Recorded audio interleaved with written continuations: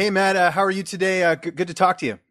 Yeah, very good. How are you, man? I'm doing very well. And, it's been a while, Matt, since we've seen you in the cage. Of course, UFC 206 was the last time you were in the octagon. But you were on The Ultimate Fighter with, this past season, season 25. How was that experience, being the coach this time around as opposed to the competitor? It was awesome, man. I had a really good time. I learned a lot from the guys and learned a lot about myself. And I really enjoyed coaching. I like working with TJ. He's got so much knowledge to give out. So it was a great time for me. Do you still keep in touch with anyone from that cast that you were coaching, and any of the guys from the show?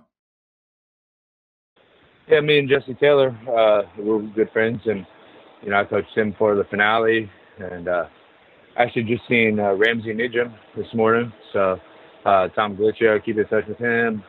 James Krause.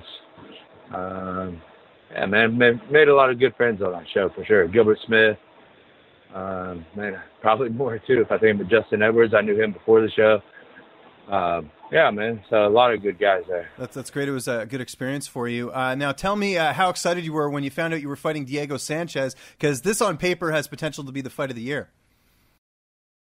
Yeah, it's just another fight to me. A lot of times those fight of the year potential, fight of the night potential fights don't end up being the best. So we got to go out there and make it the best and make it live up to the hype that everybody's expecting it to be. And when you heard his name, were you surprised at all? Because, Diego hasn't fought at welterweight in a couple of years now. He's been primarily competing at lightweight. I was very surprised. But I know Diego's crazy. So he's crazy enough to take a fight with me, so we're going to Yeah, he's crazy, man. But that's what makes Diego Diego. Yeah, it certainly does. How do you feel like you match up against him in this fight? Obviously, neither of you are afraid to stand and trade. Is that sort of how you see this fight sort of playing out? Yeah, I mean, I don't really know what he's going to do. It's hard to tell if he's going to really want to stand and trade with me. It's a horrible idea for him. So we'll see if he really wants to or not. But up until then, I mean, it's just it doesn't matter what he's going to do. I think it's a great matchup for me, and I'm here. I'm ready for everything. Well-trained, well-prepared, in a good mind state, feeling great. So it's irrelevant to me what he wants to do. I'm going in there, and I'm going to knock him out one way or another. Excellent. How's training camp going? Because I know you were at Elevation, and of course I know the facilities and stuff have moved around a little bit. Where are you training exactly right now? Kind of a little bit everywhere. I kind of went back to the way I'd done things and brought me success for a long time. Factory X is probably kind of my main spot right now. And but I brought in some old coaches and training partners from years back that really brought me a lot of success. Working with my friend and coach Dorian Price, who's been around since we started together in this thing. He went the Muay Thai route, I went the MMA route. So, man, I'm just really happy to feeling like the old Matt Brown again. Yeah, that's awesome. And, Factory X has a lot of, middleweights and welterweights that are there. Who are some of the guys that you had a chance to work with over there? Oh, man. Most of the guys, I guess you probably aren't real famous. My main trainer partner over there was Marcus Edwards. Yeah, LFA. The up-and-comer. Yep, the LFA guy. And then Lucas Diaz is a friend of mine. And, gosh, who else? Anthony Smith has been coming. And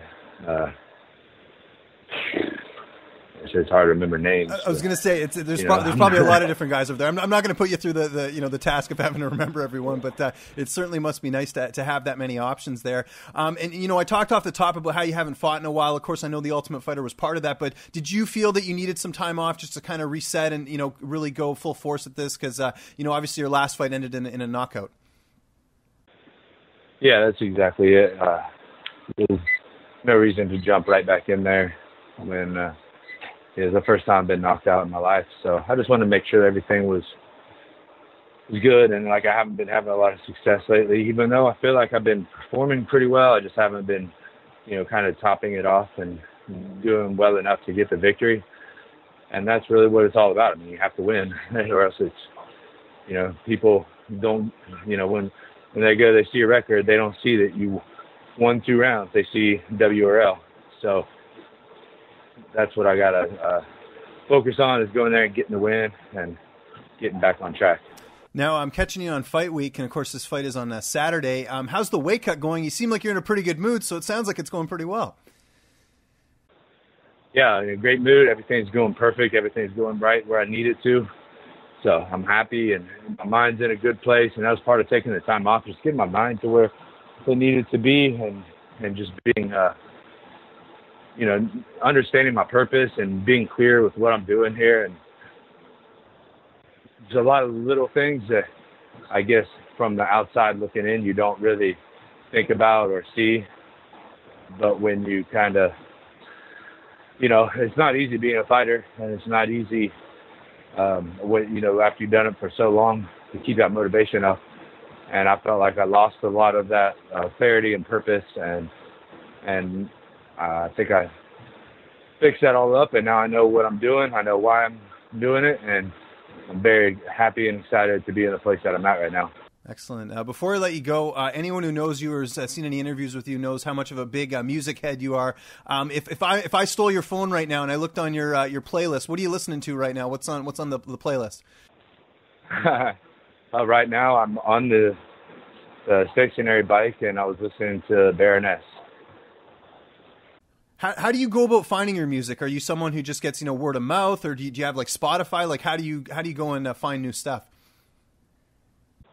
Yeah, so for the past few years, I mean, I used to just go into the record store when I was a kid and just buy whatever looked cool or whatever, you know, name sounded cool.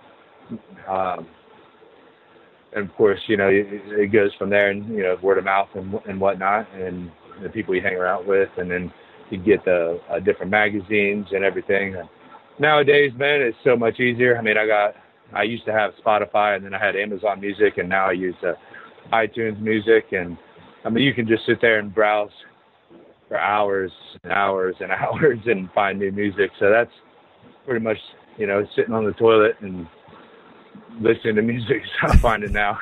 Yeah, it's a lot easier. It's not quite the same experience as walking to the record store, but it's definitely more convenient. Am I right? Absolutely more convenient, and you get to experience a lot more music. But yeah, I still love going to the record store and just finding a random album.